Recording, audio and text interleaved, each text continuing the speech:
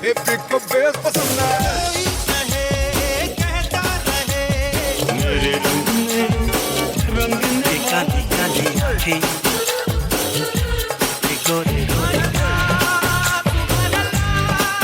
everybody, you're listening to the Khandaan podcast by the You Podcast team, a bi-weekly podcast revisiting the movies of Amir Khan, Salman Khan and Shahrukh Khan. Every show we pick a random year from 3 decades of collectively 300 films the Khans have done and let our listeners vote which movie we should talk about. So it's entirely up to you. Pick a team, make a vote, take us down nostalgia lane, punish us, or make us reassess a movie we dismissed. We love the Khans, most of us, sometimes.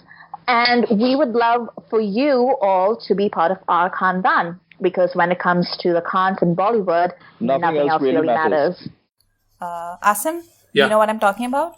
I sent you the notes, right? I did look at the notes, but honestly, I've been like on that social media break for like a month more. Like it's been like a while now. Like, and I'm really enjoying it. I'm like, I don't know much of what's going on, and it's like helping my mental health well-being. And I think this might be the way forward. So I don't exactly know what's going on, but yeah, I'll happily jump in and add my 2 cents. Okay. मेरे पास 2 cents ही है. Same. Okay, so a big welcome to Sucharita Tyagi. We are like very excited. You all know her from Film Companions, Not a Movie Review series. And she also has her own YouTube channel that she started during the lockdown. And it's like an in-depth review of movies from ye old days, or rather, not current movies, basically. Welcome, Sucharita. Welcome to Khandaan. Thanks for having me. What a fantastic premise you have for a podcast. I love it. This is like the perfect time to have a Khan-themed podcast like this. Correct क्योंकि शाहरुख सलमान और आमिर को वैसे footage तो मिलती नहीं है. और footage दे दो उनको. They are starved for attention. So the thing that you need to know is that this is all Asim's idea, and basically if it's not the 3 of them, then Asim doesn't care. Like सारी मेरी है, सारी मेरी है. You're lucky Asim that pretty much bullied us into it. Yeah, you guys are lucky that there's a pandemic out there. Otherwise, people are going to be like, what? Who wants to spend time actively talking more about Shahrukh, Amir and Salman? Everybody already talks about them anyway. Yeah. But abhi time hi time hai. Indulge karo. Initially, the idea was like SEO based, because I see that's what people are doing. And now it's kind of like, it's Anti-SEO. like, now we don't want SEO anymore. Like, SEO ki aisi ki taisi. Asim, this is like Asim just sort of calibrating his moderator voice. Yeah, Asim is being like very, very careful with Sucharita, I have to say. Like, I ate food, which I never really do. And usually I have this tendency when there's like a good guest on, I just talk to you and I'll let Amrita and Sujoy on the sidelines. Like, I forget. So I'm trying to not do that this time. You should have heard him when we had Anna Bettikad on. It was just like, let us both talk about Salman. And like, Sujoy so and I would amazing. try to say something and he would just be like, hut. She's so amazing. She writes so beautifully. Oh my God. Yeah.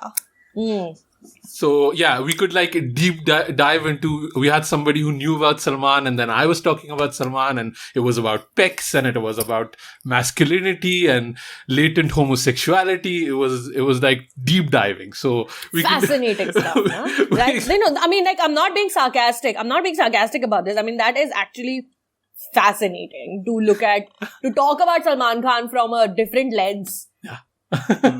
For a change. Yeah. No, that's kind of the whole premise of the podcast, to kind of like talk about a bit smartly about these guys and not just like, 100 crore, 200 crore and all that kind of thing. So, correct. Yeah, we're very happy to have you on. I'm rolling out the podcasting red carpet for you.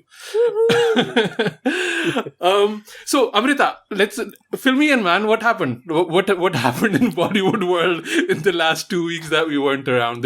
What shitstorm has landed upon social media? What's now like this literally, time? No, like literally nothing has changed for like the past 2 months, ever since like Sushant Singh Rajput died. Like it's been the same thing, just ever more greater piles of shit, basically. And when we had Anna on the podcast, we were talking about like what it's like to be a critic in the current climate and stuff. And I know that Sucharita gets a lot of misogynistic trolling, and she gets like, like just people making her life hard as it is. And now she's being a critic in this present scenario is just like even more stressful, and it's just all kinds of strange conspiracies and people just crawling out of the woodwork to say all kinds of weird things. And I know that Sucharita gets quite a bit of it. So I just wanted to talk to her about that. We've had this discussion with Anna, we've had this discussion with Uday and like a whole bunch of other critics that we've had on. But I feel like a woman critic, especially in this time and this current scenario, I just wanted to talk to her about that. Also, not just a woman critic in this scenario, but a woman critic on video. They hate us more. Yeah. Because they have we have a face that is just like out there always. So they have a face that they can point their hatred towards. I am not, by any measure, one of the greatest critics of the country. But because my videos travel, because that's just how we are consuming the internet now in the changing behaviors of consumption of internet of the last couple of years, videos obviously travel a lot more. The interest and the attention that I get is also high because of the video aspect to my reviewing. Yeah. Uday and Anna are far better film critics, more evolved. They've been doing this longer than I have. And their writing is just, I aspire to write as well as they do. The trolling is always been a part and parcel of what I do because, my work lives on the internet. It's not in a newspaper where you're going to write a very angry letter to the editor the next day for it to be published 1 week later. No, it's always been online. So the feedback is immediate. It's gotten worse over the last few years. And now it's kind of unbearable. And I'm not saying it's unbearable just to me. It's unbearable to anyone on the internet, who, especially on a website like Twitter, who has any kind of dissenting opinion on anything, right? The scope for conspiracy theories and is very high. And so for the past few weeks, I'm actively not engaging on Twitter. I am just using it as a tool to share my work as of right now. Maybe I'll come back to actively yelling and shouting because that is the only thing that seems to get any attention on that website. And I used to yell and shout a lot because, I get pissed.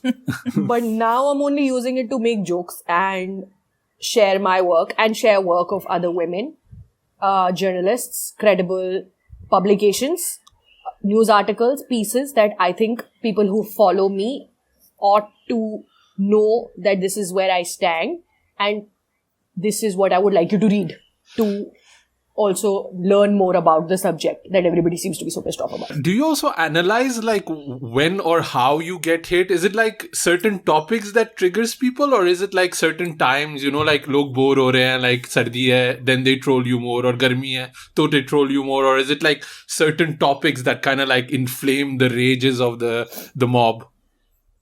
It used to be when I gave a not positive review to an underwhelming film of a big movie star.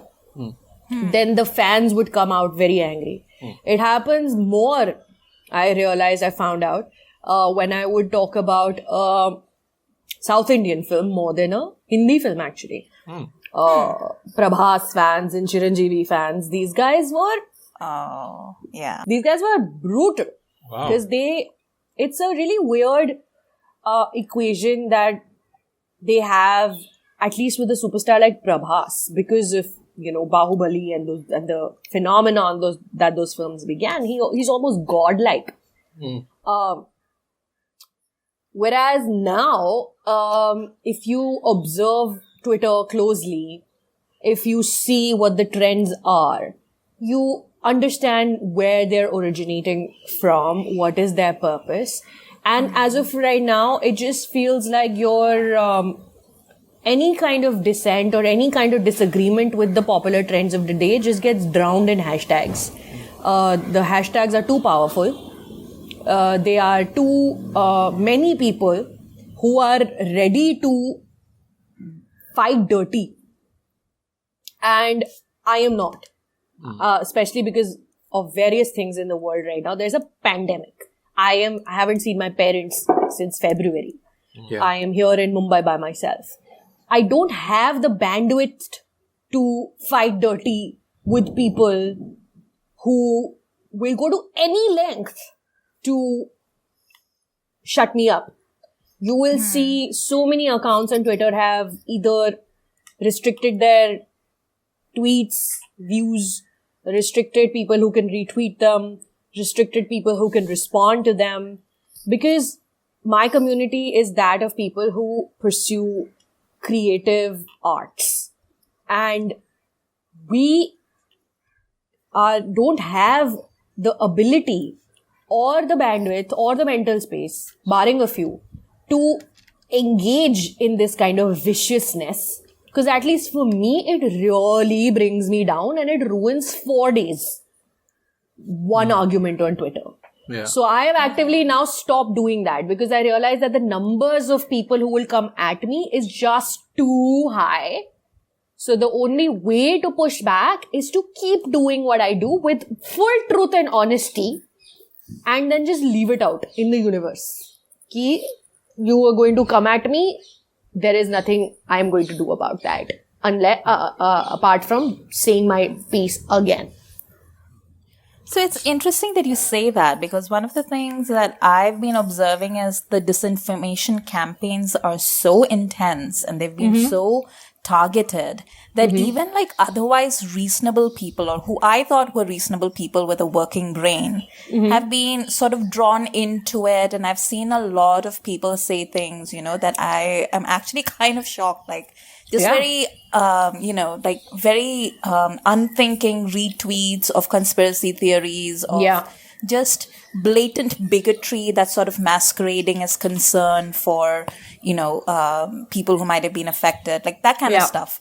Yeah. And it's made me wonder, where are we headed? Because a lot of stuff that's happening right now, like you said, there's a pandemic on, everybody doesn't have the emotional bandwidth to deal with this bullshit. And everybody's sort of treading water from what I can see. But it makes me wonder, where is this headed? Have you ever thought about that? Or is that too much for right now? No, I have not. I don't know where it's headed. There's too much going on that I need to process. And that takes my whole day processing. Not just in the film industry, but politically in the country. Yeah. Scientifically in the world. And I don't have time, frankly, because I'm spending 50% of my day doing chores. So to think about where it's going is not a thought in my head right now because right now I'm just trying to survive. My immediate concern is I have to live through this pandemic. I haven't stepped out of my house in months, you guys. I'm not one of those who's going out and meeting friends and getting haircuts and, doing things. I'm not. I am very scared. So my immediate thought is that this needs to pass first and then we will think about where it's going to head. Okay, I have a question for Sucharita just to lighten things up because this is a running joke on the show. And that is, we think that there are no actual Amir fans. So, have you ever been trolled by Amir fans in a way? No! Now that you mention it. Wow, no, it's, I don't know. Because Amir Khan always plays these benevolent characters. So his fans are benevolent, kind, understanding, layered, evolved people. Or they are all from China with no access to Twitter. Yeah, he's very big in China, from what I've heard. Yeah, see, I'm the biggest Amir fan on this podcast. So Sucharita is basically saying I'm nuanced and evolved. I'm taking this as a compliment. You basically take what you get, Asim. You take what you get. I do. if you had like a real live Amir in front of Asim, and then you had like a Salman cutout, Asim would like run for the cutout and be like, "Bye." But listen, can you guys think of 5 films where Amir Khan has played a violent character? I can think of 5 Shahrukh and 5 Salman. But 5 violent films of Amir. But like, if you go for the 5 early Amir, yes. No, Early like, Amir, yes. The thing is, like, 5 Amir movies is like 80% of his entire filmography. You know, he doesn't do many movies. Hilarious. We did have trouble revisiting Dil. When we watched Dil, we had some major issues with a lot of the scenes and the actions that he was kind of performing in those. It's aged so badly. And it's still loved so much. Whereas, like, you know, there's a very similar scene in Tere Naam and in Dil. And, you know, one gets dragged a lot and the other gets dragged a lot less. And that movie is loved a lot more. So, it's interesting. But I also think actively Amir has distanced himself from that scene and that movie. Yes. And he's himself publicly. He's publicly said. Yes. Yeah. But and also Dil is as much about the female protagonist as it is about the male protagonist of the film. Whereas Tere Naam is not. Tere Naam just became a Salman Khan film. Yeah. You know, Bhumika Chawla film, it was maybe for 5 days and then it wasn't. So when you focus your attention more towards, you know, Amir, then Dil doesn't really stand out as a Amir Khan vehicle as much as Tere Naam stands out as a Salman Khan vehicle. Don't you think? I don't know. Yeah. Sorry, Tere Naam. We're dreading the day that we have to review Tere Naam on the show. Like I think we've been avoiding and dodging that bullet as much as we can. One day it will happen. Yeeks. Yeah. Okay, guys, let's talk about Chak then. Yes, let's do Chak. Sujoy, man, you wanna give a little intro or? Yeah, sure. I think everybody has seen this movie though, right? But like, for those that haven't, a little summary. So Chak De India is a 2007 Yash Raj film, inspired by the Indian women's national field hockey team's victory at the 2002 Commonwealth Games. Chak De India tells the fictional story of a certain former captain called Kabir Khan, played by Shahrukh Khan. After a disastrous loss to Pakistan, Khan is ostracized from the sport and disgraced by the national media on match-fixing accusations. 7 years later, to redeem himself, Khan becomes the coach of the Indian national women's hockey team and aims to turn its 16 contentious players into championship unit. Amazing. What a job you did, Sujoy, of summarizing. Amazing. Send me omelette. Omelette bhejunga. I think Chak De is the movie that our like listeners have asked us the most to kind of review. Like people were like, Farzana, you were actively angry. I know you're listening. You were actively angry that we hadn't covered this movie.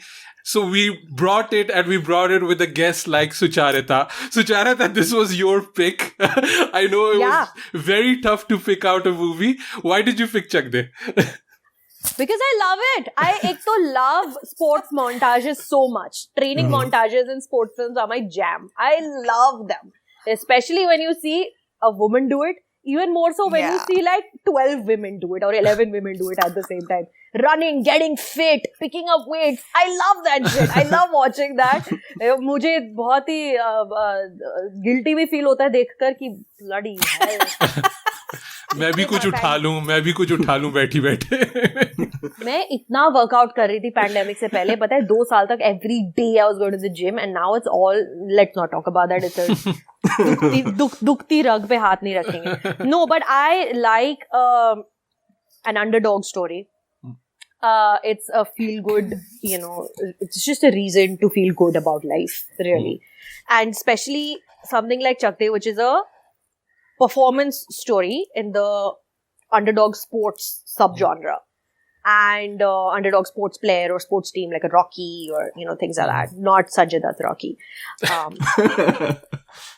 And it just always makes me feel good. And thanks to this podcast and thanks for, having me on it. I revisited the film. YouTube पर rent करके मैंने 75 रुपए में दोबारा देखी. It was great. Very happy. Can you believe it? You can watch the film for $1. Insane. मैंने free में देखी. It's not on Prime in India? It's on Prime. I don't know. Yeah, is it? Yeah. Hilarious. Why did I rent it? I'm such an idiot. Sorry. You felt so good about spending that pound and now you feel bad about it. I'm really sorry. Wow. Yashraj can keep my $1. ऐश करा देते चोपड़ा ऐश कर अरे मेरे को लगा मैंने Google search किया and that's the first thing that came up and I was like चलो कोई YouTube पे देख लेते कोई बात it's okay. I want to hear from you guys because I feel I might be the negative kind of person here on this episode. So I want to get... I don't... Get out, Asim. Get out. No. I have reasons. Okay. Amrita Sujoy, you guys love this movie clearly, right? Oh, yeah. I think this is one of Shahrukh's best. Yeah. Is it the best? That is reason enough, for me. Yeah, I mean, I don't even think of it as like Shahrukh's best. It's just a good movie. Like it's... Oh, yeah. One of the things that made me really think that this was such a good pick was when I was watching it.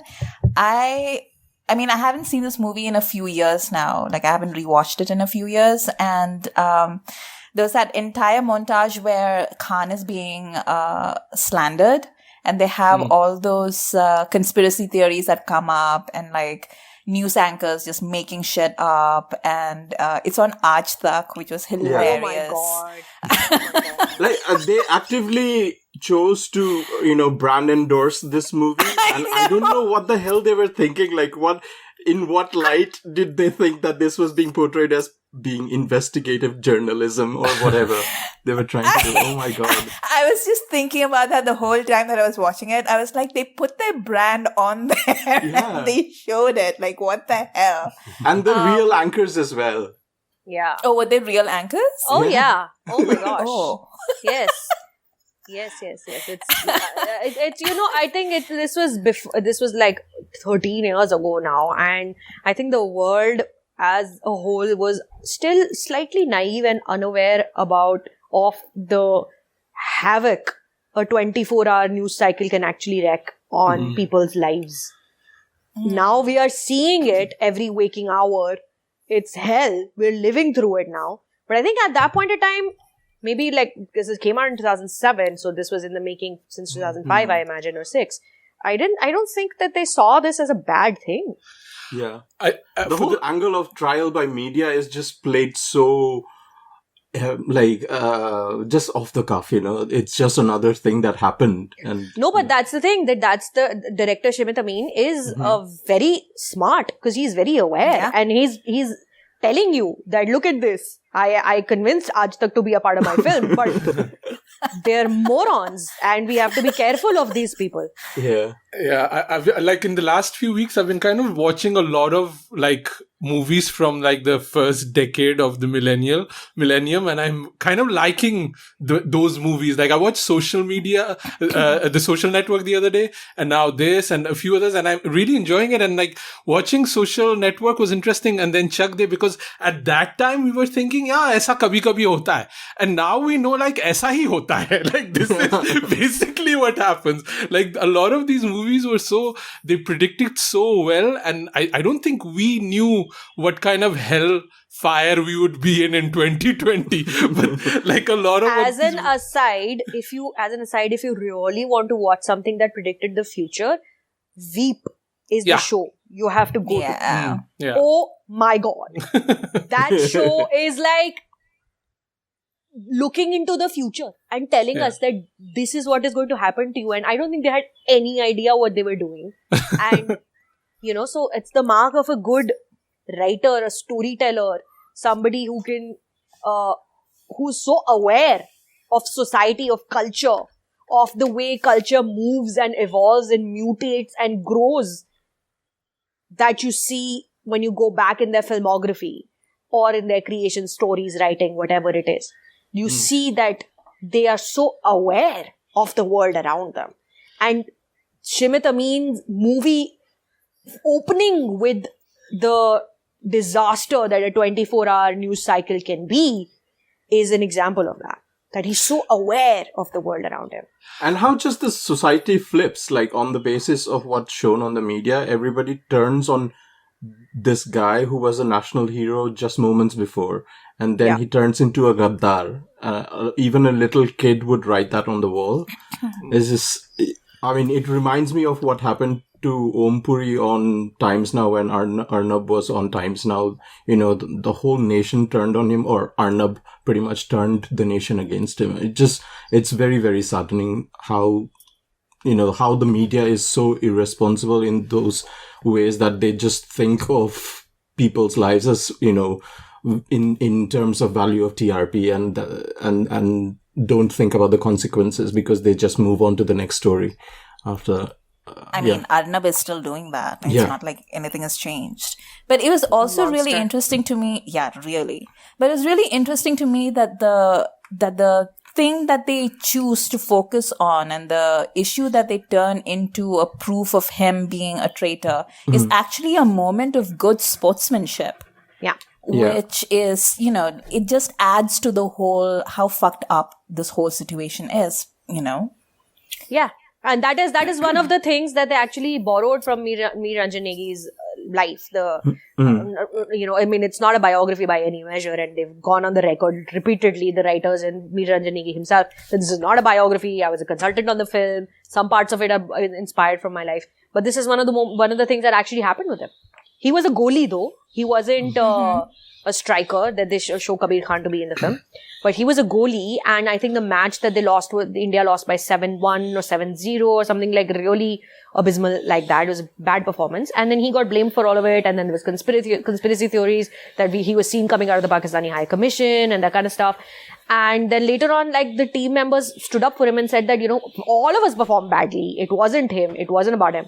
So that is a little bit of reality that they've infused into the film, even though it's not a biography by any measure. It was interesting to me because that's the only mention of Pakistan in this movie is kind of like this ultimate embarrassment. Like, it's not just losing a match, it's losing to Pakistan as a Muslim. And that that is also playing into the 24/7 news cycle.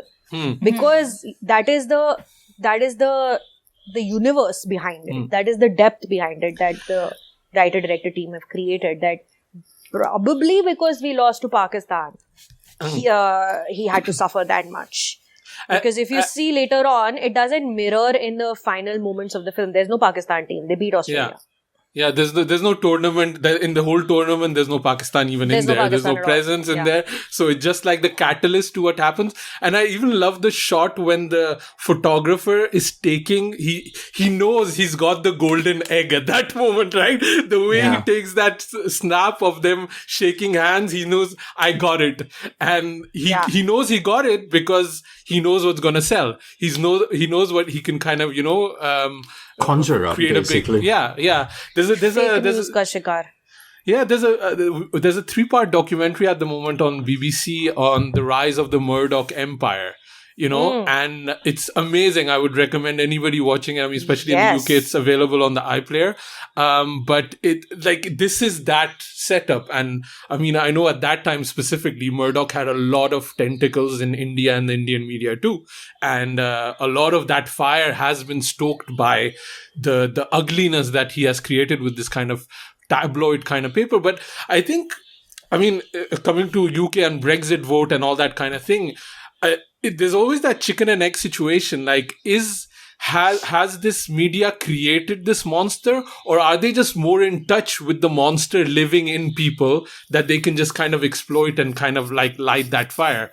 And that's a wonderful point. I was just listening to a podcast on the New York Times, the Daily Podcast, and Jack, the Twitter Jack, was a guest on the show. And Michael Barbaro, who hosts the podcast, asked him this exact same thing. That has Twitter contributed to the ugliness that there is on the internet right now. And to which Jack said that you are discounting the fact that this ugliness already resides in people. It's already there. And then the host asks him, well, then do you not have a responsibility as a platform to deplatform the ugliness that's already in the people? Why are you amplifying it? And then he spoke about the measures that Twitter has taken, like fact checking and telling people to read the articles before sharing, that kind of stuff. So he speaks about that. And even in Chak De, there is one moment where a guy says on camera to a news channel that partition ke time isko Pakistan chale jana chahiye tha, which is the refrain that we hear every day on Twitter now. This is 2007. There was no Twitter then. But this sentiment was very much there in people. That's why it's in the film. That's why, it was on a news channel in the film. And now we hear that refrain on Twitter. So this ugliness and this kind of vile hatred towards things that we don't understand and we are scared of a little bit has always been there. Now we're just seeing it. I just think that with the presence of social media and 24/7 news channels everywhere, just the noise has been amplified, and so it seeped into being a normal conversation rather than being looked down upon in a way. That there is no judgment system to say, like, if that becomes the majoritarian view, that becomes the normal in a way. And that has been enabled by people like Murdoch and people like Arnab and all of that. Yeah, I mean, everybody has a phone now, and everybody has internet. So we're way more connected than we were. I think Twitter is like almost like the UK government in that way, because the UK government releases policies on Twitter. No, and it's blocking people that it doesn't like. Yeah, but like if Facebook is the US, then Twitter is the UK, where Facebook is doing absolutely nothing at all whatsoever. Even the little India minimum that Twitter is doing is like, okay, that's fine, like you're doing at least something. But by that analogy, India is WhatsApp. I just want to Brexit from all of this. So I wanted to quickly talk about Shimit Amin because we just mentioned him a few times, but I wanted to know where this guy is because he's made like 3 really, really good movies.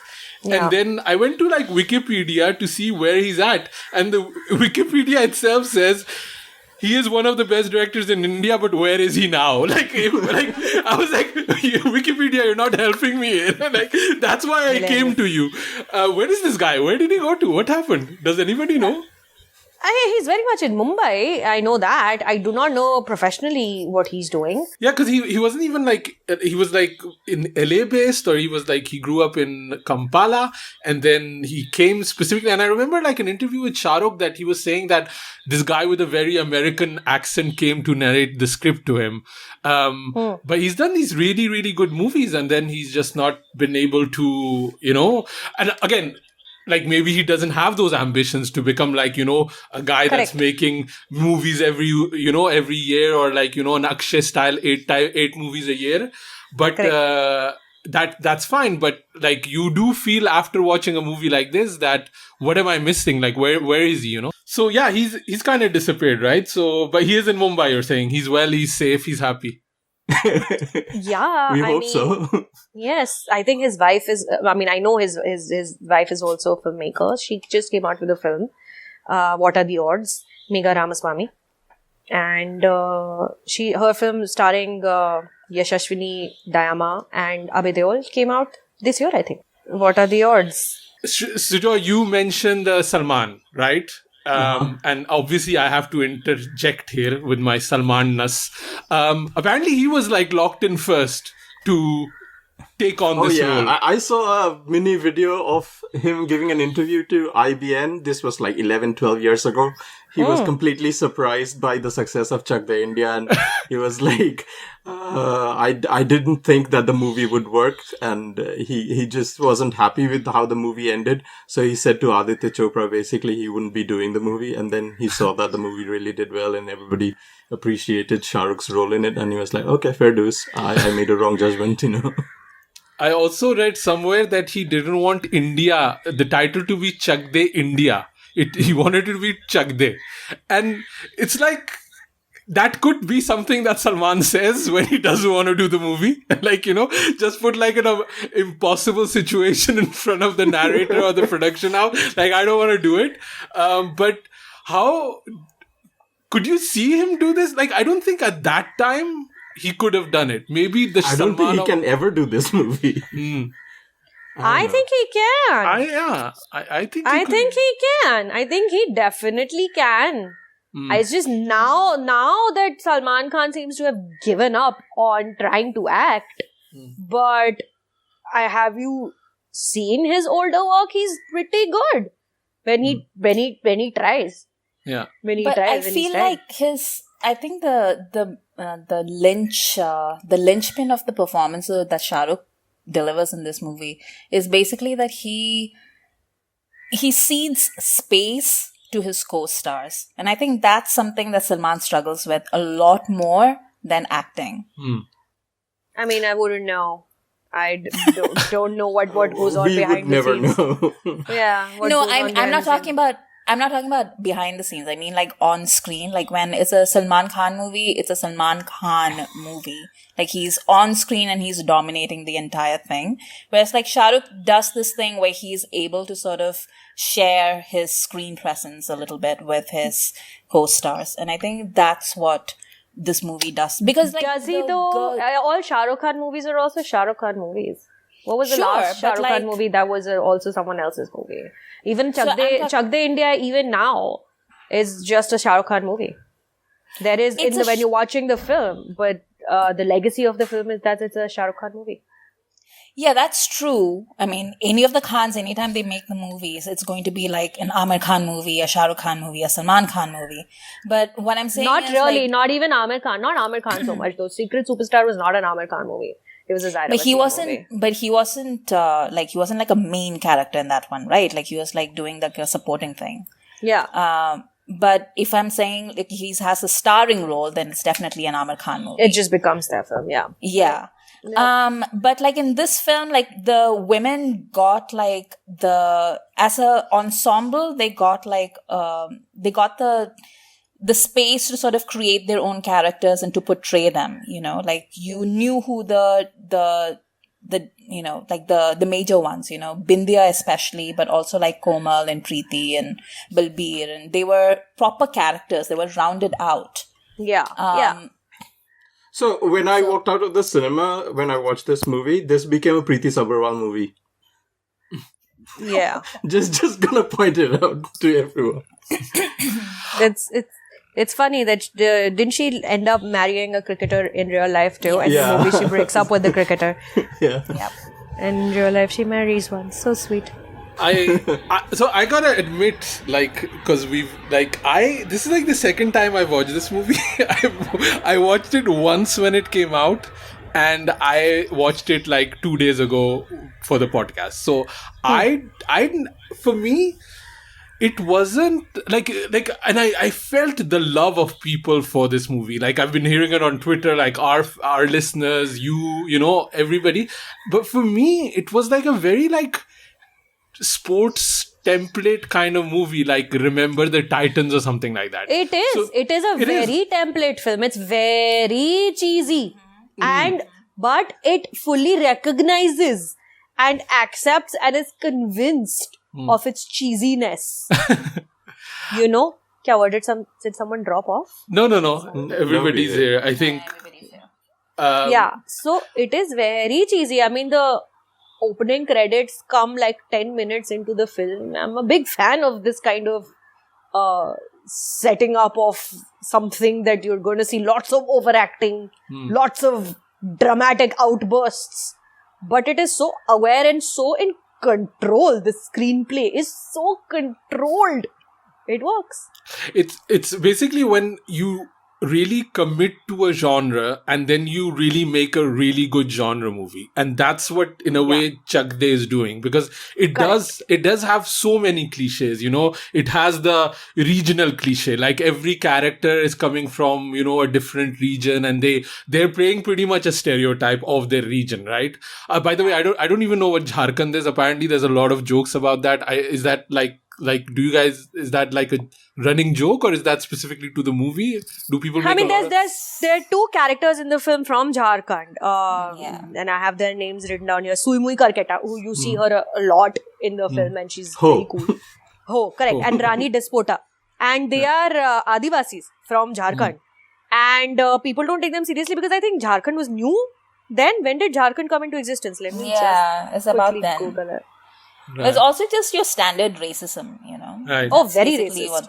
That's what basically the joke is, so to speak. Extremely racist. And the film is recognizing the racism. And it is laughing at the people, and it's looking down at racists throughout the film. And it also has the cliche of Waglegi corrupt selection committee, that kind of thing, which you've seen throughout the board. And then also Kabir himself, he's playing, the cliche of the exceptional Muslim, right? Like, he will take all of the shit that you throw at his face, but he'll keep his head upright and love his nation till the end. You go through shit, and at the end, we will value you.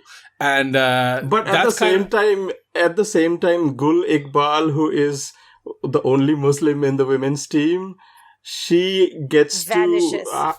She just vanishes in the sidelines. She gets one joke that Muslims have big families. Like, they come with 50 people, they drop her off Beti and then go.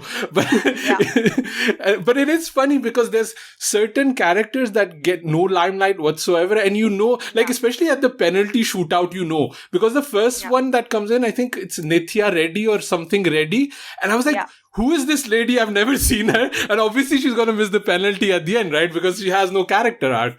But it is, I did like how they're mirroring kind of the toxicity of the group dynamics of the girls' team towards, the toxicity of the country as a whole. So, you're picking out one stereotype cliche to kind of stand for every state. And that becomes kind of a metaphor for India as a whole. So that I appreciated rewatching it now, because at that time I kind of just dismissed it because it's just like, so many movies I have seen. It doesn't have enough Shahrukh in it, although he looks amazing in a beard. And also, like, for me, obviously, like, the nationalism aspect doesn't work as well as for, obviously for other people. So there were all of those things that I kind of like, put it on the side, like, theek hai, achhi hai, sahi hai. But now rewatching it, I really appreciated it. And I got misty-eyed at the end, when, Maula Meri Jaan is playing at the end. I was like, oh my God. Watching it, I think I almost cried at 4 different places, I think. Because I am very close to crying all the time now, constantly, 24/7. You say one wrong thing to me and I'll cry for an hour. But I think there are 4 or 5 really strong goosebumpy moments in the film. Obviously, it's a product of its time. Yeah. So, the racism is there. The writing, Jadid Sani's writing, Shimit Amin's direction and writing, it acknowledges it. And it looks down upon it. Also, it's not endorsing it, but it's also not actively working towards undoing it. It is only acknowledging it. At one point, the players from Mizoram and Manipur, who just, tend to stick together because of that camaraderie that they have with each other, us against the country. What's her name? Shilpa Saklani. What does she play? Bindya Nayak. Bindya Nayak calls them Chowmein. Yeah. And in the end, Bindya Nayak is redeemed. Yeah. Now, when she calls them Chowmein, she's the villain at that point in time in the arc. So it's played off like that this is wrong. Look, the villain is saying it. You shouldn't say these things to people. Ki main chili sauce dal ke kha jaungi, she says, which is terrible. But because she's the villain in that moment, the film is looking down upon her and saying this is wrong. But it's not doing anything to actively teach her a lesson that this is wrong. In the end, she's redeemed. The other dialogue that kind of like, I was enjoying it so much, that sequence, but then that dialogue hit and I was like, ooh, that's not good, is when you have that whole fight sequence where the girls are beating up. And I know, Amrita, you want to talk about that a little bit. That is the only problematic moment in the film that I'm just like, yuck! It's such a good line though. Like it's like, you know, it's not good. So the line is basically like, you know, don't hit the girls from the back because हमारी hockey में छक्के नहीं होते. And it's and like, see, that was a wonderful sequence of, you know, it's a textbook writing scene. One problem and then unity in diversity, because all of us now have a common enemy. And it is a very cheesy scene. Extremely cheesy. Those side actors who are saying, hey, baby, come sit next to me, are like really terrible junior artists. Very cheesy scene. But the way it's put together, it's cut very wonderfully. It's shot beautifully. And I want to talk about the cinematography of this film separately. But when that moment comes, it just undoes everything. Yeah. This is why we need more LGBTQ writers. yeah. And storytellers. Just awareness would be enough to begin with. Awareness comes from movies, na? Yeah. How does awareness come? Awareness comes from films, from the radio, from what you read, from popular culture. That's how you learn about things.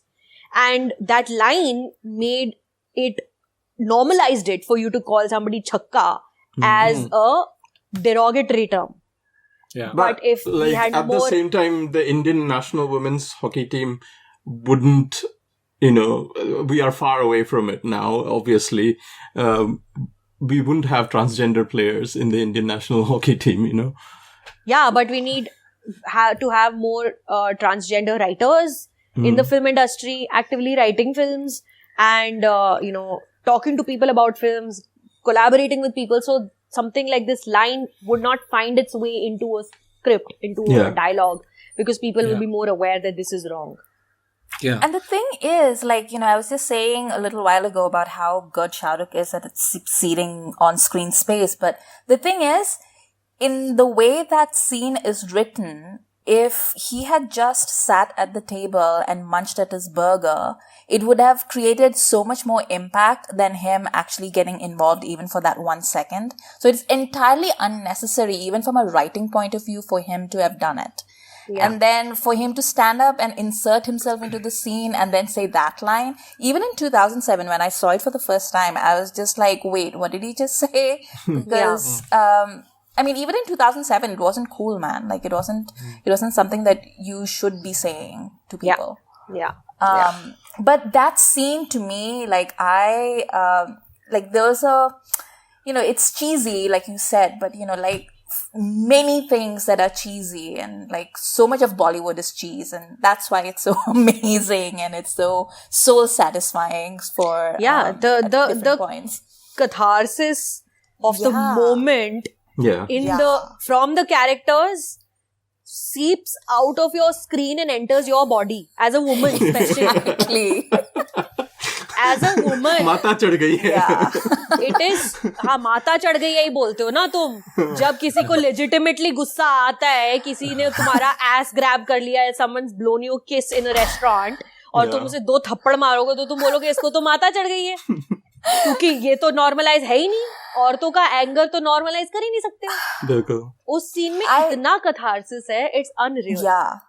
For it, like, I remember, like, every single woman that saw that scene, like, they were all, like, just, you couldn't stop talking about it, you know, when it came out, because, like, I remember, like, I saw this film around the same time, and Beth from Beth Loves Bollywood also saw it, and she was actually asking, you know, like, because she's American, so she's like on a very, I mean, I'm not saying there isn't sexism in the United States, but it's a very different kind of sexism, and it's a very different society. So she was like, well, how do we feel about the violence that's being portrayed on screen, and are we saying that violence is okay? And I was like, Beth, darling, like, you don't understand. And we had like this entire conversation about what it's like to grow up as a woman in a country like India, and to be faced with the kind of harassment that we are, and also how you have to difficult see it is. You have to see the scene in its context. The scene doesn't exist without a scene before it or a scene after it. There has been a whole build-up to that moment where those girls have been harassed once before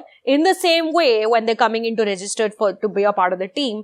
And it's the same girls being harassed for their looks in the same manner. And then the scene preceding this is also talking about how these girls are not united. It's a wonderfully layered scene, because the scene also is showing that these girls are now united, but it's also showing that all the women of this country are united in this. We all feel the anger about being eve teased on the streets. All of us are united in this moment. So there's very multiple reasons why the scene works. It's not the most amazing cinematic moment of history. But there's various reasons why this scene works the way it does. No, but Shahrukh uses it as well in his 70-minute speech in the end. Like, you channel your hate against those who have, behaved against you, and all those obstructions that you have faced in your life. This game is against that. He channelizes that. Yeah. Like, Kabir Khan's character in this whole movie is like stern but disappointed dad. And he's just going around like, giving people. And that's another thing that I actually liked about the scene between Shahrukh and Kabir Khan and Bindya, where they're in the bathroom. All of Bindya's scenes are in the bathroom, but they're in the bathroom, and she's basically offering to sleep with him, and she's telling him that she'd be like really great in bed, and all he needs to do. And she's basically a product of the system, and she's basically acting out as a product of the system.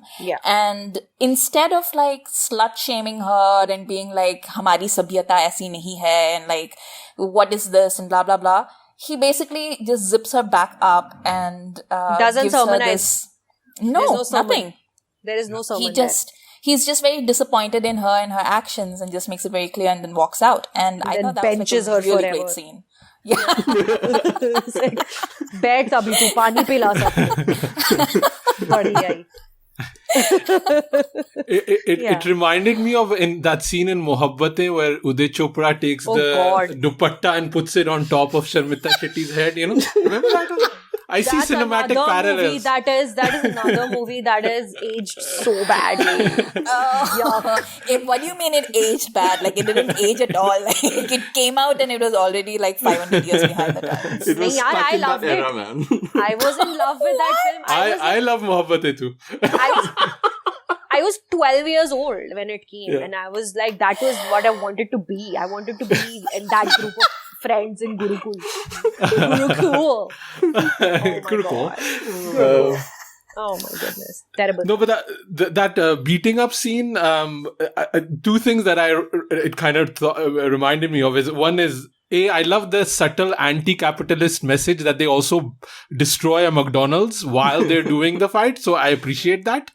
And secondly, it reminded me, I don't know if you guys have seen Simba. I have seen Simba. And any moment I have to shit on Rohit Shetty movies, I shall take.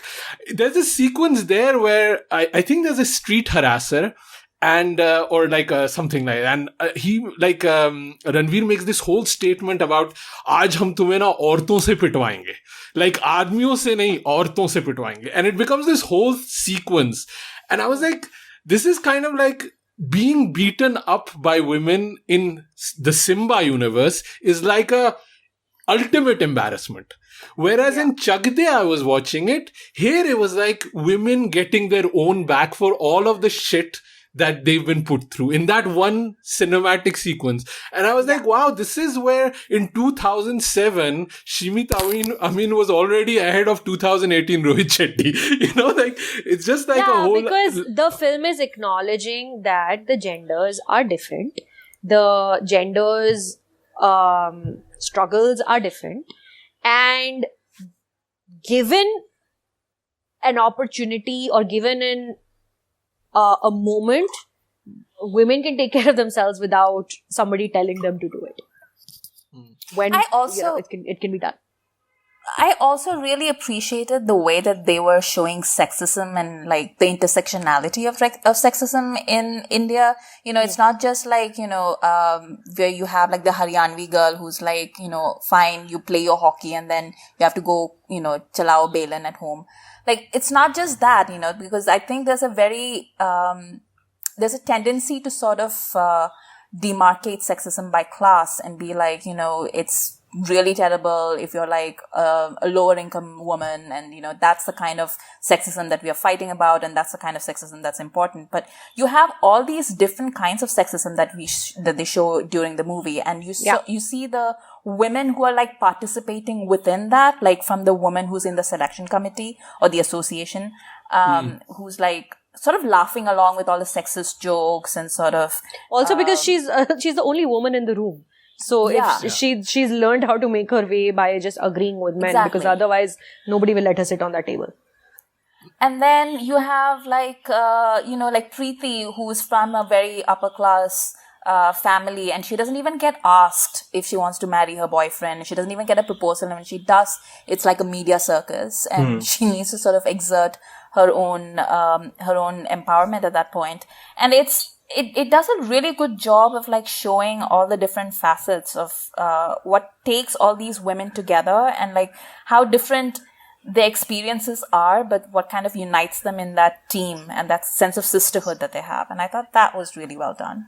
Yeah, even though it's a male gaze looking at the story of the women, because it's all men who've made the film, it's still there's a big layer of empathy there, which is good.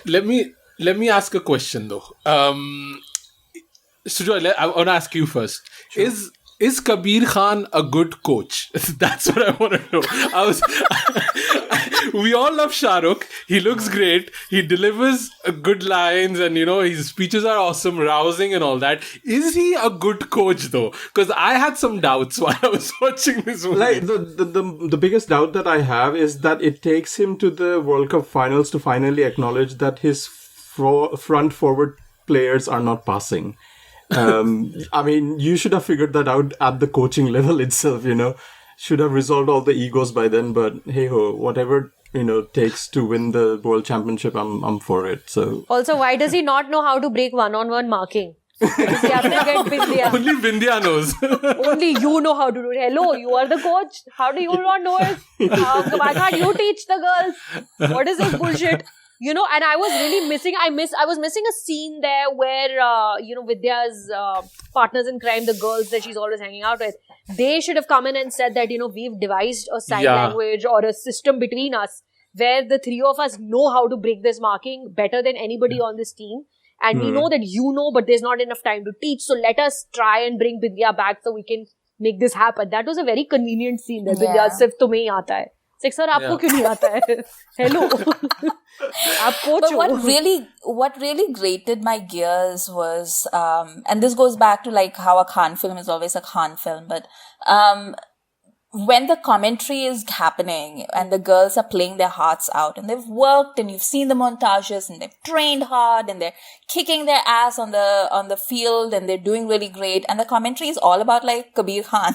Mm-hmm. The commentary is like, what a great coach. Wow. Like, who knew that this team could do anything except for Kabir Khan? Is Rakshaso ki sena mein main hi gunda hu, or something like that, right? इसलिए इस film की legacy इसलिए सिर्फ शाहरुख खान की legacy बन के रह गई है ना, बिकॉज ये फिल्म डिजाइन की गई है around the main male character. There's you leave the film feeling empathy and a sense of women empowerment because there's just that many women on the screen and you cannot not feel that. But at the heart of it, still, it is the hero's journey centered on Kabir Khan. Yeah. Yeah. It's also like like the thing what I was thinking about when I was watching the movie also is this is like such. I don't know if anybody from the previous generation could have done a movie like this. You know, like I don't see Vinod Khanna or Amol Palekar leading a sports team or being ex-athletes. You know, I just can't envision that really. It needed to be like a Khan or like, you know, maybe an Ajay Devgan or stuff like that. But it needed to be between those two kind of generation where it's not the generation we have now and not the previous one because, you know, they just didn't look physically fit. But it kind of encapsulates also with the stardom that these guys have in that speech of the 70 minute, because you need to be able to deliver that speech in like a way that you have that connection with the audience. Because I was watching The King with Timothy Shalimar the other day on Netflix. Hilarious. He has this speech at the end where he's rousing people up like Braveheart, like this is the war and we will get these. And he's like, yeah, Shalimar, tere mein wo dam nahi hai abhi, you don't have it. Like, I don't care how many Little Women memes there are on the internet. You're not there yet. But Shahrukh, he's there. Like, he is, beard and all, crying eyes, trembling lips. Shahrukh is there. He can deliver when he needs to, That's, I think I have an exception to that, though. Like, Anil Kapoor can definitely pull that off. Anil Kapoor can pull off anything. And let me give you that in writing. Anil Kapoor can pull off anything. He is that good. Yeah. And he fucking loves it. He loves acting. He loves being on a set. He loves playing the fool so much. And also, he takes himself the adequate amount of serious as movie stars in our country usually do. He is splendid. Yeah, but Anil Kapoor was doing Welcome at that day, in that year, so I think he was... What a film.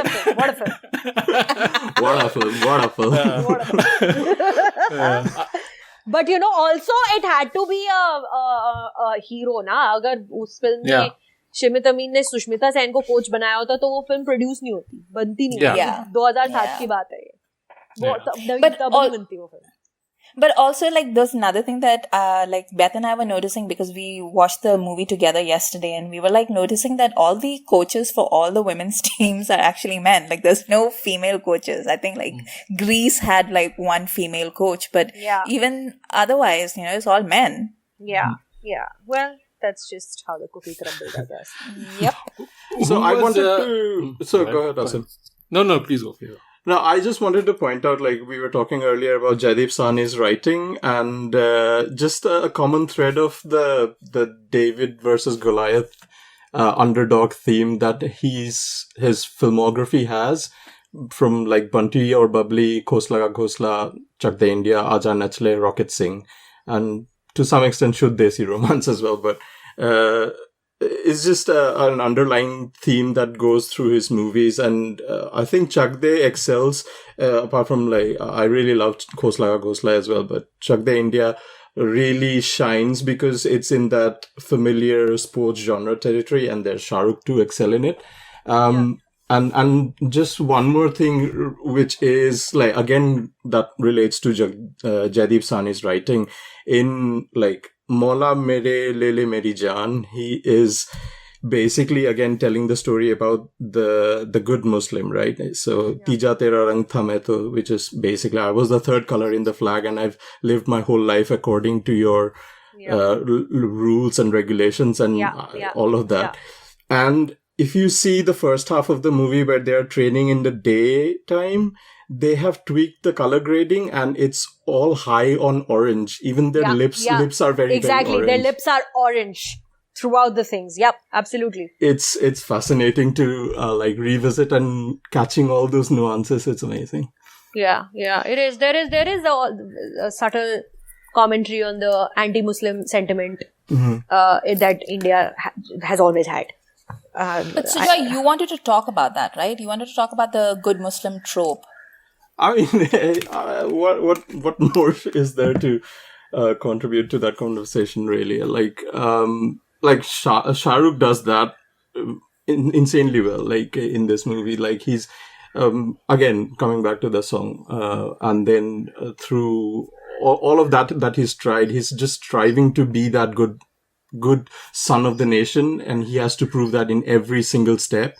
He has to take it lying down, and like it all sums up in that final moment when he can't like believe for himself that they have won, and then he just has a look at the tricolor, and then he just breaks down, and then we don't see him for a while. It's amazing. Yeah. It disappears like Dhoni disappeared after the World Cup win. Didn't he like vanish for a few minutes? Everybody's like, Dhoni kahan hai? Dhoni kahan hai? Can I be the asshole here? Yeah, go for it, Asan. The only problem I had is when he goes back to his mohalla. And he's wearing these terrible jeans. Like when you're having like, your moral victory, please don't wear these faded jeans with like these Salman Khan slits at the bottom of the boot cut. It just like, it was like burning.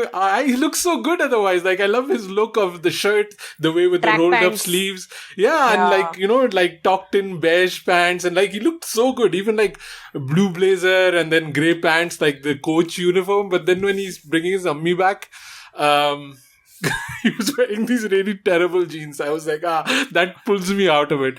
Also, like, when he gets kicked out of the mohalla, like, this neighbor is bringing down paranthe and pure bichara Kabir doesn't even get paranthe. He has to just go out. Like, it's sad. Wow. It was very sad. That is wonderful nuance that you've captured. Well done. Yeah. That's why we needed this Khandaan podcast to talk about faded jeans. We're talking about Muslim tropes. Kabir ko parathe nahi mile. What could Jaideep Sahni mean by that? Yeah. This is Aaj tak pe the nation wants to know. This is the second note I took on the movie. Is बेचारे कबीर को पराठे नहीं मिले. That's आज तक में join कर लो जाके. वहाँ पे हैशटैग चल रहा है, लगा देना. कबीर को नहीं मिले पराठे. कबीर के पराठे कहाँ हैं? के पराठे. हाँ, करेक्ट. कबीर के पराठे. Oh god. Oh my god. So, but listen, speaking of like random moments like this, one of the most amazing things that I noticed today morning is that Komal Chautala, in the first training scene when everybody, like nobody knows each other and Shahrukh Kabir Khan has put them to work, she has arrived with a black eye. Her eye is just bruised. And I fucking love that detail. There is no need for that detail there. She has not gotten in any brawls that we've seen, or they get into a little tiff, or uske laddu gir jate farsh pe when they're arguing over beds. But she has a full black eye in the first time that she's seen playing hockey, and I love that for her character. It's so great. She's arrived with a black eye. Who was kind of your favorite athletes? I mean, they're all pretty great, right? But I think one of the problems that you have is when you have like 16 women or 12 women and they all have they're portraying a different struggle of, women in India. Yeah. You need to kind of pick out different arcs. And I felt sometimes the arc didn't really... It kind of got solved really easily, like especially like Bindiya's arc. She's been like, she's got Bindu face for like 2 hours of the movie, right? Hilarious. And what an amazing Bindu face she has. Like she suits the role so well. But her, like the resolution happened so quickly. She went far. She went really, really far. And then it's like, Aja tu khel le, tujhe hi pata hai. And then she's like, yeah, okay, I'm good. And I felt like a few times like even the big lesson the Punjabi girl learns is ke, you shouldn't be that angry, which I actually liked. Yeah. But a few of these threads I felt like I totally forgotten actually that is it Preeti Sabharwal that she dumps her boyfriend at the end, which I really liked, because I was like, why is she even with this guy? Like I didn't understand it, and I totally forgotten that she dumps him. She's only with this guy so she can dump him in the end. That is really the only reason that he's been written into the film, so that he can be dumped at the end. There is no reason. I'm telling you, it's very cheesy. It's very cheesy. It's very masala. It's very formulaic.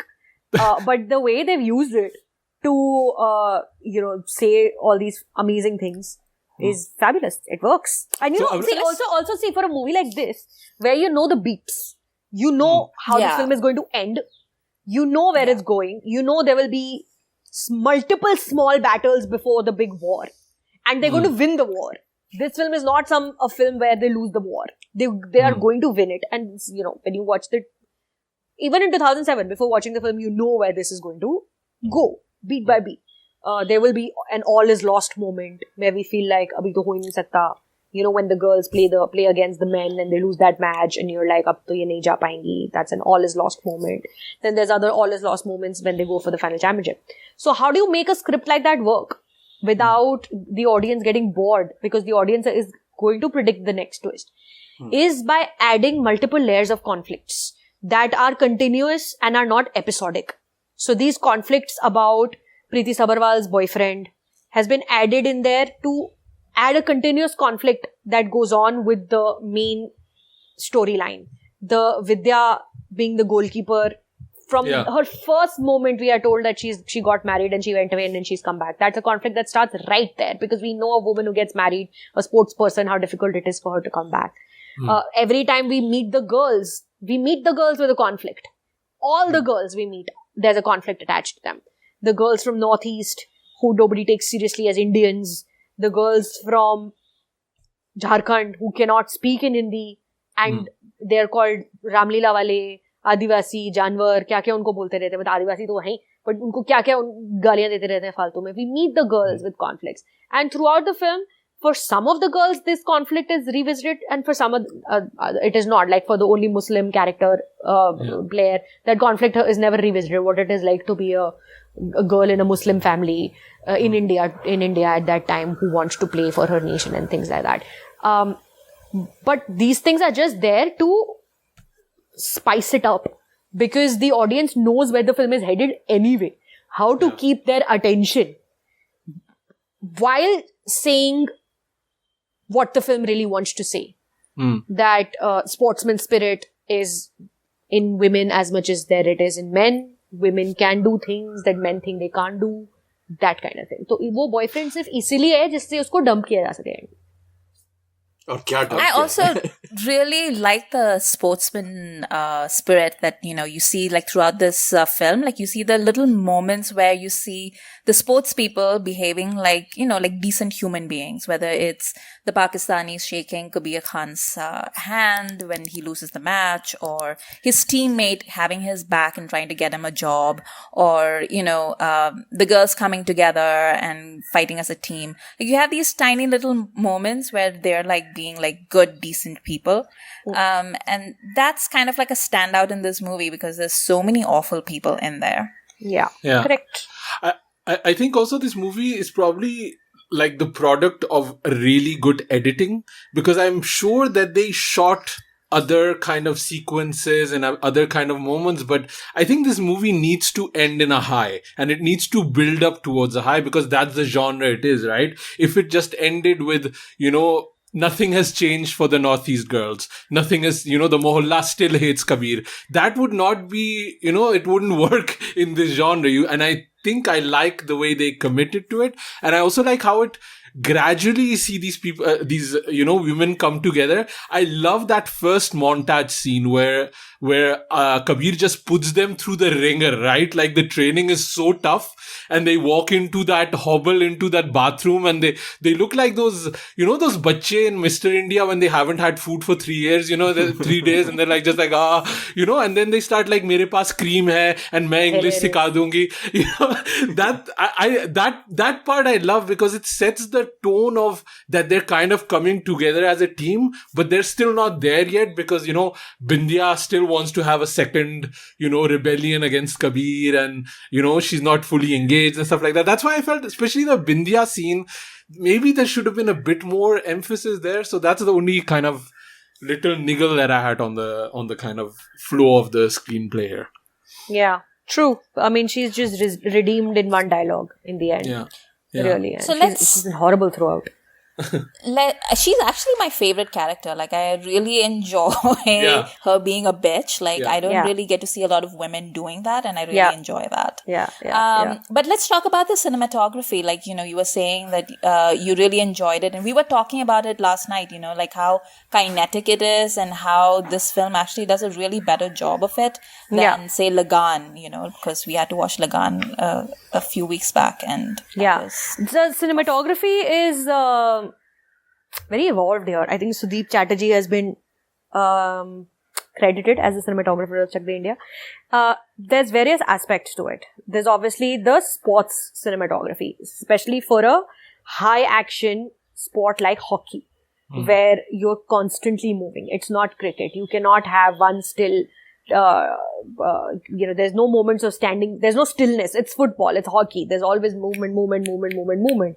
So to choreograph that and then to capture it is a wonderful achievement in itself.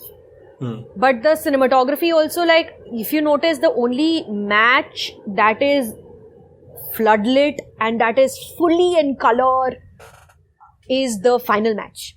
Yeah. So the cinematography is also aware that this is the moment of the film that we are building up to. So none of the matches before that have been set under floodlights or anything, because that's the color that is coming through the camera in that last moment. It feels rich. It feels it's deep. Also, and it allows moments to breathe as well. So there are moments of absolute silence and moments of, let the moment take over you as an audience, that you are absorbed in this moment. And there is a stillness and there is absolute tension packed within that silence. And that's the editing. Yeah. That's the edit table. Cinematography wise, this is the richest sequence of the film, color wise.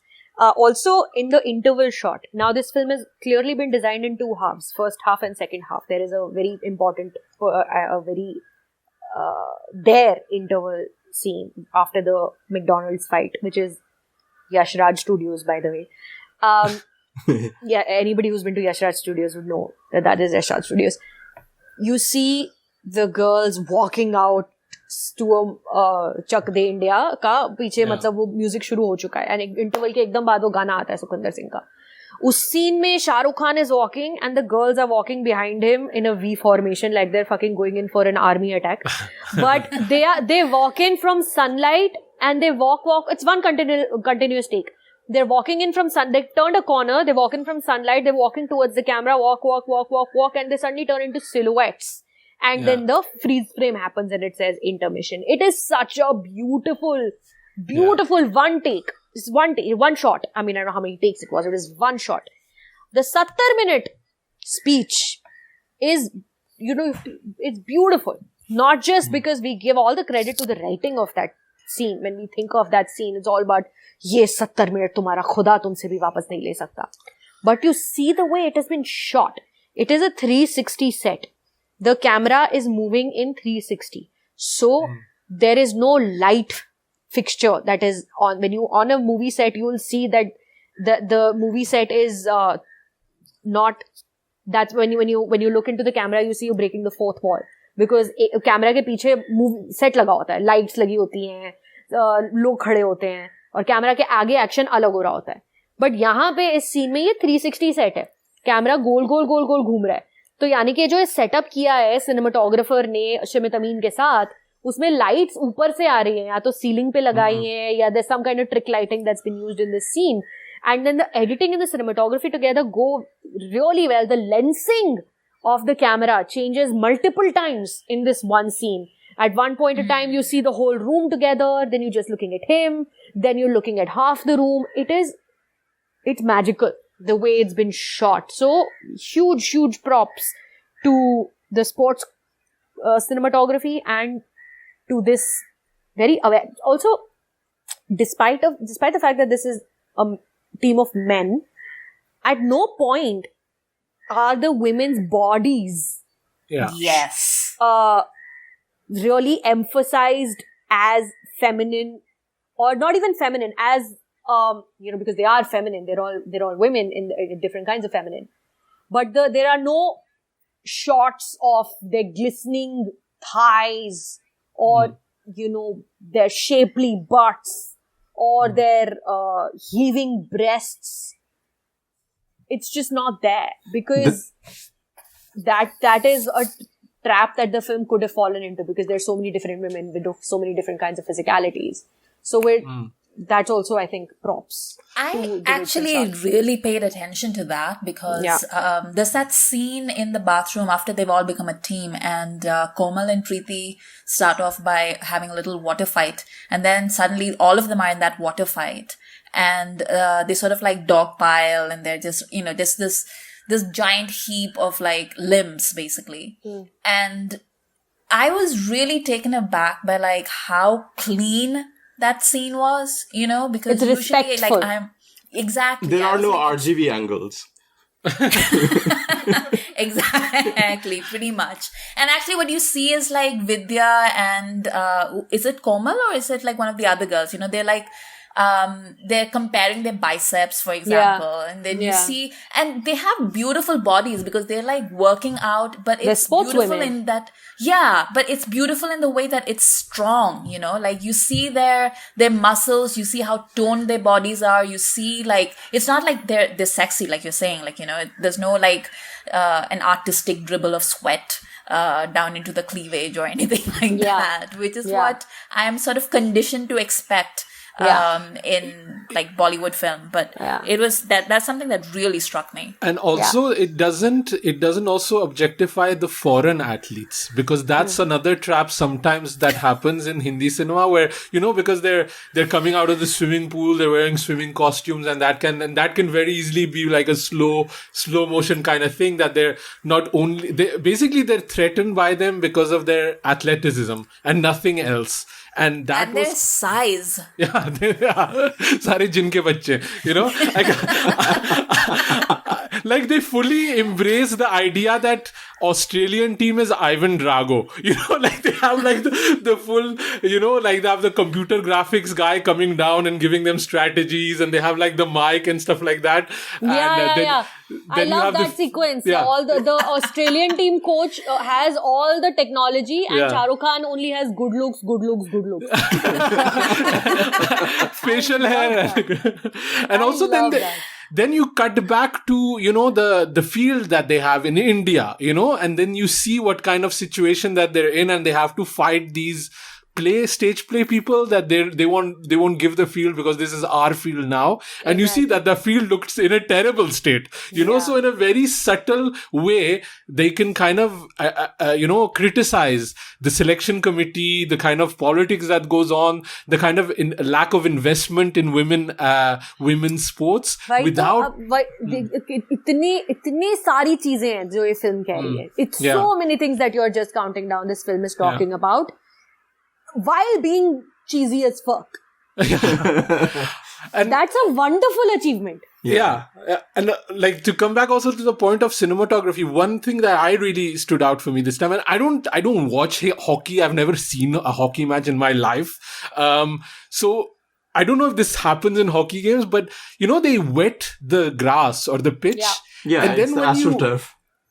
So when they're like hitting the ball, you can really see the droplets of water, the way it's lit. And it really shows the velocity and the speed that they're playing with. And it's just, you could very easily not do that, right? But they had an idea, they had an understanding that this is how we're going to portray power, speed, you know, like give more emphasis, because especially to me, I've never watched a hockey match, but I was so engrossed by it, you know. Can you imagine the amount of Foley work that has gone into making the sound that the hockey stick makes when it hits the hockey ball, and the sound the hockey ball makes when it hits the goal post, the swaying sound of the motion that you were just talking about, the swaying of the hockey on the field and the water droplets go up. That sound, it's such a particular sound.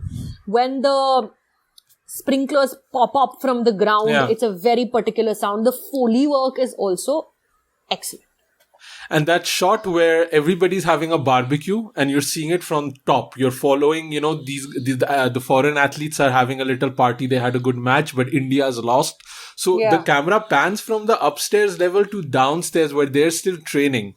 And they're training until the lights go off. And that was, again, such a good, like, that was an amazing kind of sequence. I loved it. And it says so much without saying much, without actively, you know, pronouncing what they're doing. And I think that's why Chak, I mean, in one way, it set the template for these kind of movies, because there have been a few other ones. I remember the one with Arshad Varsi and John Abraham. You remember that one? Goal. The Southall Football Club. That one. And they've been like, I would even say, you know, Dangal to a certain extent follows this kind of template. But this is done so well that it still holds up, and it still holds that why people love Chak De so much more than, Goal, for example. They managed to do all of this without, and a game that, I don't know how, like, it's not cricket, right? It's not the most popular game. Like, it's the second, maybe, is hockey the second popular game in India? I don't even know. No, I don't know. It's a very distant second. it's okay. Yeah. And, so I kind of really like why it commits to the genre. It commits to the template. It gives you all the beats, but it gives you it in a way that's so well acted. It has so much nuance. And yeah, I really enjoyed it. I thank you, Sucharita, that you, honestly, because I had just dismissed this movie. Like, I was like, okay. But now rewatching it and like crying with oh my god, Shahrukh's cry face, by the way. You know that meme of, when Shahrukh cries, we all cry. What's the original one with the, now I'm blanking on the name. Who's Alfred in Dark Knight? Michael Caine. Michael Caine. That was the original one, right? When Michael Caine cries, we all cry. Then when Shahrukh cries, man, like, he does all the emotions in like 20 seconds. Like, it's like, he's looking up, he's looking down, trembling, weird. It's on point, man. It's so good. Shahrukh's acting is my least favorite part of the film. Is it? Why? What happened? What did you... Is it too much Shahrukh? It's too Shahrukh. It's too Shahrukh. Yeah. I love him. Yeah. But no. But no.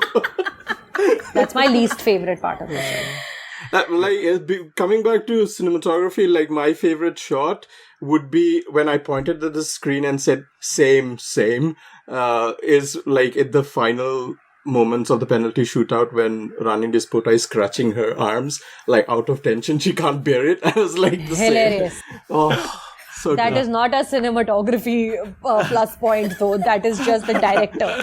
I don't know. That shot is just ingrained in my head.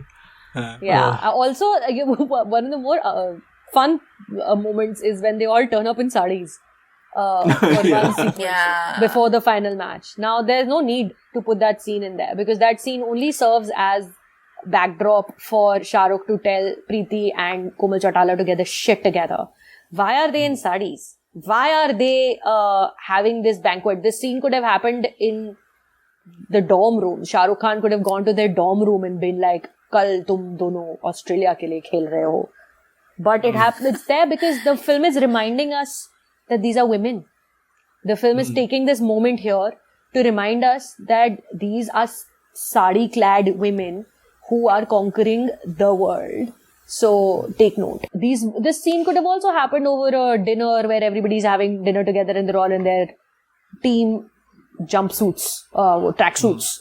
Also, like, I'm sure the ceremony takes place before the final match, but the reason to put that ceremony in the film where everybody's wearing sarees is to remind the viewers that these are women very much wearing sarees, because the film so far has now, over the last couple, for like 45 minutes up to that point, has taken a very masculine approach towards making them heroes. They are aggressive, they are hitting, like they've let Balbir lose in one match. Here, the film is taking a beat and reminding us what the message of the movie is. And I think that's really cool. I think Komal does call it out. She does say, like, why do we need to wear these sarees? Like, I don't want to wear one. Both her and Balbir say, why are we wearing sarees? Yeah. that scene is there because it's a beat. But I also like the fact that when they wear the sarees, they look like themselves. Like, they don't glam up and they don't become like, and they don't start singing songs. They don't start suddenly, they don't break out. There is no sequence where the Australians and the Indians ever dance off. You know? In a lesser movie, I'm telling you, there would have been that scene there where they take their pallu and they put it in their side, in their petticoat like that. And there's some dialogue like, तो क्या हुआ अगर हम hockey खेलते हैं, लेकिन Indians का लटके झटके तो ऑस्ट्रेलियन से बेटर ही है. And then they break out into, कब से आए हैं तेरे दूल्हे, or something like that. Oh, God damn it, Sucharita. Now I want to watch that lesser movie. Tera rang balle balle between those. That's what I want. Yeah, I think fucking this other film, Akshay Kumar was the Gold, where he coaches a for a hockey team. Yeah. That was the biggest undoing of that film because they kept breaking into song and dance. All of them together. Akshay in a bong accent.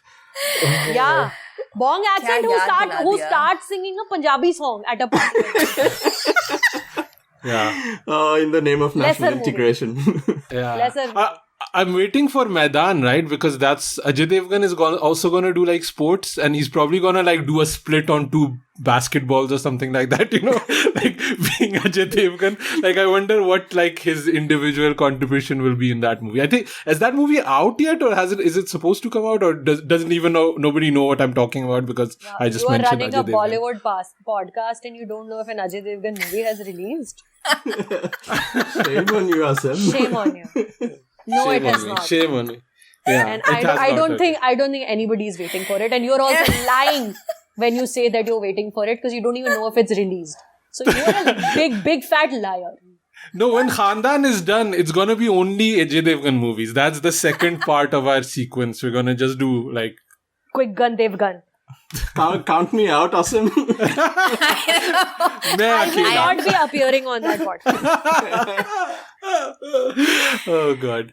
Shall we start wrapping up, or Amrita, did you have any other points? That I think we've reached 70 minutes. We've been close. I don't have any points, but I do want to like shout out to the Argentinian team who like show up like beasts out of nowhere and like munching on like rubber balls. And I'm just like, what the f***? Like, where did this come from? And then Balbir needs to up her game. Like, you know, she has that slow-mo. I'm gonna break all of you. I did love Beast that mode. though. I love that though. I loved her like body slamming people on the ground and, you know, putting like the people's elbow on people. I kind of like that. I love her when she's trying to get control of her anger and she says, "Nahi ji, ho jata, koi baat nahi, game hai, chalta rehta." She's saying this to the white referee. "Nahi ji, ho jata, koi baat nahi, game hai, chalo girls, chalo, ho jata, lagta." It's a little detail. It's a little detail like Chautala showing up with a black eye. You know, it's really funny. So funny. Balbir's best moment was in the first game when the referee says, "You go back to your goal," and she says, "You back to your goal, Luki Patti." No, I also love that she kind of commits to teach Soimoy to speak English. And I was like, you're going to teach her English? Like, this. Wow, kya confidence hai. It's good, man. It's good. I like it. Yeah. You go back to your goal, Luki Patti. I love it so much. Oh my God, I think I'm going to go back to the movie and take a screenshot of this moment and put it on my Twitter. This is going to be my Twitter header now. It could be. Aren't you also doing like t-shirts? I saw you on Instagram. I am, yeah. Idea. Just, you know, this could be like... You go back to your goal, Luki Patti. Unfortunately, we don't celebrate our Hindi movies like this big also that anybody will remember this line from 2007. Nobody remembers. They need to. It's such an iconic. But this is the marketing strategy, right? We do the podcast first, get then sued by Yashraj for 5 generations. Bechari meri court kachari ke chakkar kaatti rahi. Bad idea, terrible. They won't even let you like talk about them on YouTube, but like, yeah, sure, you can sell merch of their film. I'll get sued for taking a screenshot and putting up on my Twitter also. $1 million. Cool. Let's wrap up. This was amazing, Sucharita. Thank you so much for coming on our podcast. I hope this was not too painful. No, it's really nice and it's so refreshing that it's audio and not video. I'm sitting here in chaddis, like no makeup, dirty hair. It's great. I love it.